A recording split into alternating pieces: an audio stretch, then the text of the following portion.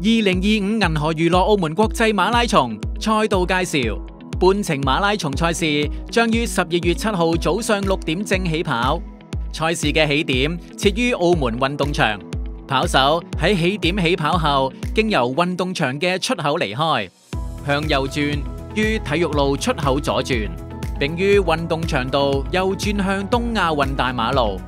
到東亞運街與東亞運大馬路交界左轉，重新進入東亞運大馬路，經東亞運園營地右轉進入海洋大馬路，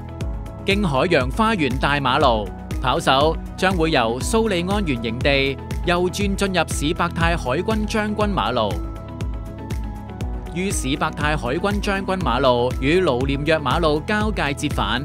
跑手將會跑進加洛比總督大橋，跑進澳門半島，經加洛比總督大橋到亞馬拉前地，左轉入澳門商業大馬路，途經雅文湖畔，左轉入孫逸仙大馬路於科學館方向，途經觀音蓮花園，並於科學館前原營地前折返後，重新進入孫逸仙大馬路，向西環大橋方向，經西環湖廣場，進入何鴻燊博士大馬路，左轉入民國大馬路，右轉入媽閣上街，經媽閣廟，左轉入西環湖景大馬路，到西環湖景大馬路與西環大橋引橋交界處折返，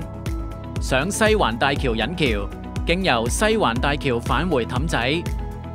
於東亞運園營地下行車隧道直行進入東亞運大馬路，於東亞運街左轉進入東亞運大馬路，於交界處右轉進入東亞運大馬路近馬場方向，經奧林匹克游泳館園營地左轉進入運動場道，右轉進入體育路，再左轉跑進澳門運動場內衝線，路程全長21.0975公里。祝各位有一個愉快旅程，